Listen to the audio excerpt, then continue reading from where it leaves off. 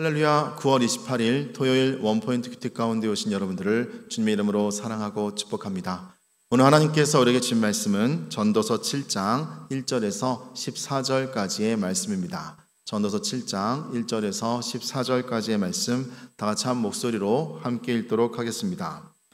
좋은 이름이 좋은 기름보다 낫고 죽는 날이 출세하는 날보다 나으며 초상집에 가는 것이 잔치집에 가는 것보다 나으니 모든 사람의 끝이 이와 같이 됨이라.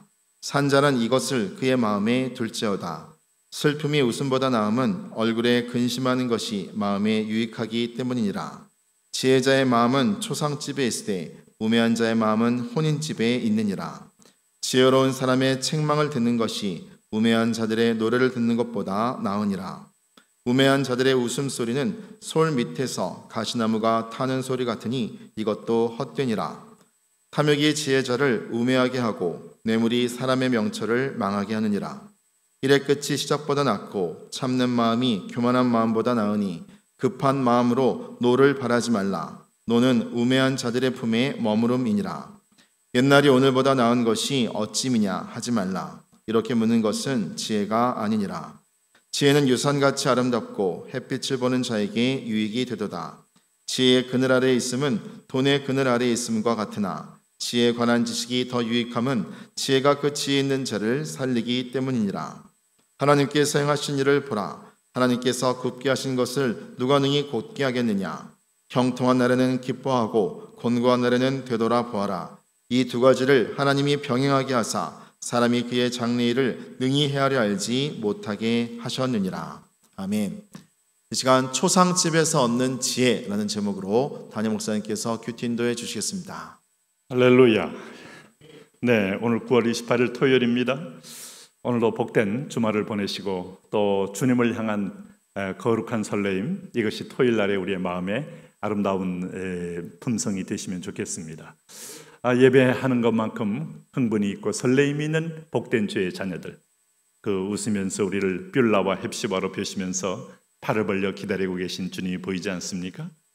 가끔은 브라질 리오데자네이로에 있는 큰 예수님 상, 이렇게 언덕 높은 곳에서 두 팔을 딱 벌리고 있는 그 상의 모습을 우리는 때로는 영상으로 또 그림으로 좀 볼 때가 있죠.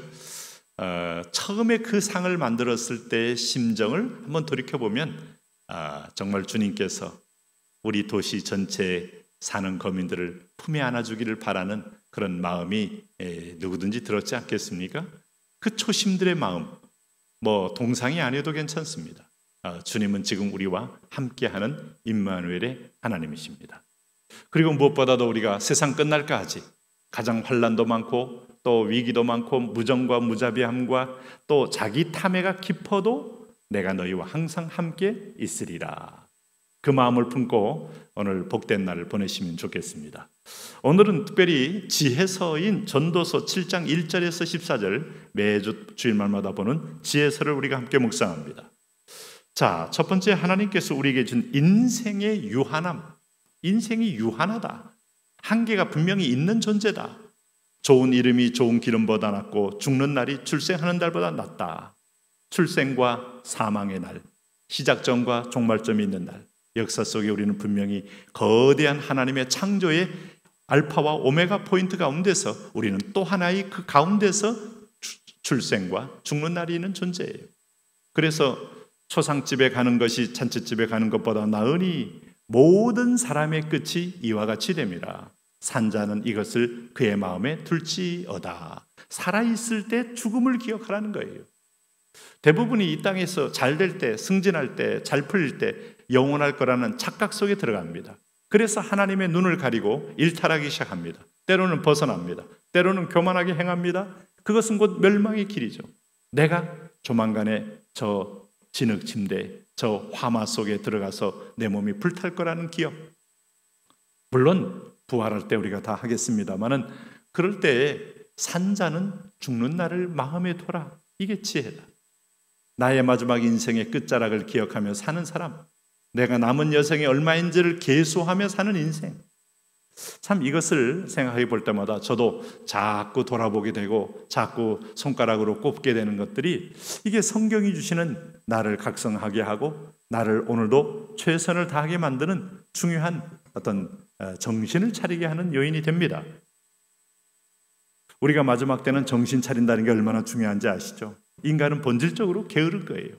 인간이 타락했다는 것은 악하다는 거고 악하다는 것은 게으름이라는 겁니다. 일하기 싫어하고 자기 중심적인 가장 강렬한 표현이 게으름입니다. 움직이기 싫고 그런 말 하잖아요. 손 하나 까딱 하기 싫고 일하기 싫고 일하기 싫은 자는 먹지도 말라는 말 왜 했습니까? 살 이유가 없다는 거예요.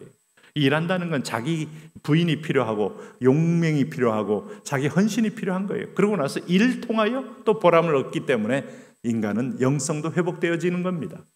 그런 의미에서 보면 하나님의 지혜는 우리 인생에 하나님을 떠난 이후에 성경 외에는 there is no way, 길이 없어요. 슬픔이 웃음보다 나음은 얼굴에 근심하는 것이 마음에 유익하기 때문이니라. 슬픔이 웃음보다 초상집, 슬픔 이런 것들은 진지하게 인간의 근본을 보게 되고 인간의 종국을 보게 되니까 오늘 유익하다 이 말입니다. 너무 그러나 슬픔에 빠질 이유는 없어요. 그러나 슬픔 없이 웃고만 사는 인생도 없고 또 잘되기만 하는 인생도 없는데 한때 잘될 때 이것이 마치 내 실력이고 내가 누리는 특권인 것 마냥만 생각하다가 순식간에 졸지에 죽음이 올 수 있고 끝나는 날이 올 수 있는 거다. 이 지혜자의 마음은 초상집에 있으나 우매자의 마음은 혼인집에 있느니라. 그래서 심지어 혼인할 때도 초상집 같은 마음을 마음에 품고 그런 날이 있을 수 있고 올 수도 있다. 최선의 때는 최악을 생각하는 사람이 지혜자입니다. 경영을 하면서 회사가 잘 되는 것만 생각하고 꿈을 꾸다가는 한번 경기가 나빠지고 자금 압박이 몰려오고 크게 당황하게 되고 혼비백산할 거예요. 그런 실패를 경험하지 않는 사람들이 성공한 예가 없어요. 몇 번 실패를 경험하다 보면 잘 될 때 대비를 합니다. 벌 때 자금을 확보하고 또 다른 어떤 경영 악화 때 어떻게 살 것인가를 준비합니다. 요행으로만 되는 것은 아니에요. 그때도 잘 되겠지. 영끌해다가 뭘 하다가 한번 부도나면 모조리 다 여러분 길거리에 나앉는 거 아시죠? 그거 지혜로운 자의 태도가 아닙니다. 지혜로운 사람의 책망을 듣는 것이 우매한 자들의 노래를 듣는 것보다 나으니라. 그래서 가끔 부모들이 좀 말을 험하게 할 수도 있어도 자녀에게 대해서 경험한 바가 있기 때문에 게으를 때 야단치거나 아니면 말을 함부로 할 때 야단치거나 아니면 자녀들이 조금 더 교만을 떨 때 야단치는 것은 사실은 매우 유익한 거죠. 우매한 자들의 웃음소리는 솔밑에서 가시나무가 타는 소리 같으니 이것도 되도다. 솔밑에서 가시나무가 타는다는 말이 뭐겠습니까? 불길이 무의미하게 요동치는 것처럼 우매자의 소리는 의미 없더라 이거예요. 그리고 탐욕이 지혜자를 우매하게 하고 뇌물이 사람의 명철을 망하게 하느니라. 이 두 가지가 한 사회를 지배하고 정치, 경제, 사회 지도자를 지배하면 나라는 망하게 돼 있어요. 제가 덜어 얘기하지만은 싱가포르라는 나라가 민주화된 나라가 아닙니다. 지금도 강력한 중앙 집권적 도시 독재형 국가라고 할 수 있어요. 그런데 그 독재지만 그 공공의를 위해서 클린 싱가포르, 뇌물 없는 사회, 그리고 깨끗한 사회, 그리고 뭐든지 정직한 사회, 이 아이템만큼은 아주 옳았기 때문에 지금도 85,000불 되는 우리 아시아에서 비교 불가의 엄청난 고소득을 올리며 전 세계 유명한 부자들과 기업과 모든 그야말로 세계의 본부들이 싱가포르로 몰려오는 이유가 사회적 투명성이 있기 때문이죠. 지혜 아니었습니까? 결국 강력한 지혜였죠. 일의 끝이 시작보다 낫고 참는 마음이 교만한 마음보다 나으니라. 재미있는 것은 끝이 좋아야 돼요. 끝이. 저 사람은 끝이 안 좋아. 항상 그의 본심이 배반 때리는 사람이요, 뒤통수 때리는 사람이요, 그야말로 이용해 먹는 사람이요, 그야말로 본심이었다는 거죠.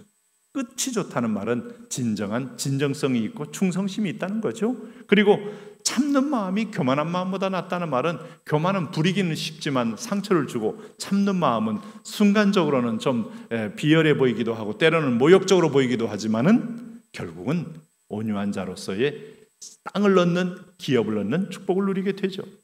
그래서 9절 말씀 보세요. 급한 마음으로 노를 바라지 말라. 노는 우매한 자들의 품에 머무르리라. 그저 크고 작은 문제에 계속 노를 바라다 보면 분노는 자기의입니다. 자기를 표현하는 것뿐이에요. 어떤 것도 의를 이룰 수 없고 우매한 자의 품에 머물게 되는 것이 바로 급한 마음으로 노를 내는 겁니다.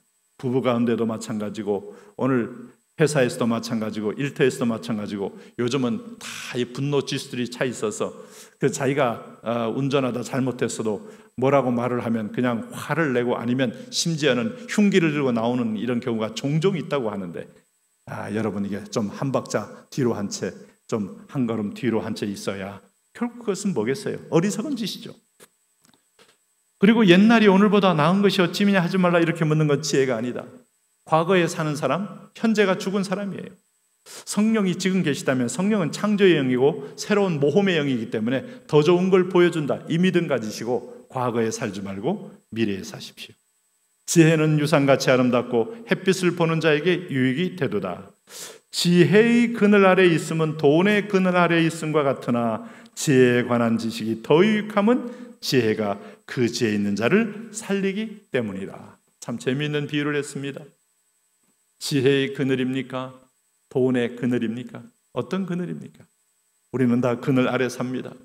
지혜의 그늘에 있는 사람, 그 그늘은 아마 우리에게 세속 어머니 품에 앉아있는 아니면 어미닭 속에 품어있는 그런 유정란처럼 계속해 생명의 잉태를 불러올 거예요. 그러나 돈의 그늘에 있는 것은 돈은 우리를 정욕에 빠지게 하니 죄와 사망에 빠지게 하고 생명이 잉태되지 않을 겁니다. 오늘도 그러므로 하나님을 기억하세요. 오늘 14절 말씀 한번 보세요. 형통한 날에는 기뻐하고 곤고한 날에는 되돌아보아라. 이 두 가지를 하나님이 주신 이유는 오늘 사람이 그의 자행내 일을 능히 알지 못하게 하므로 하나님을 의지하게 하는 마음을 주어 진정한 지혜를 얻게 하기 위함인데 잘 깨닫고 오늘 우리가 하나님의 매 순간 맡기며 인생 경영에 성공하는 저와 여러분이 됐으면 좋겠습니다. 하나님 그 은혜로 살게 하여 주옵소서. 그런 지혜로 살게 하여 주옵소서. 예수님 이름으로 기도합니다. 아멘.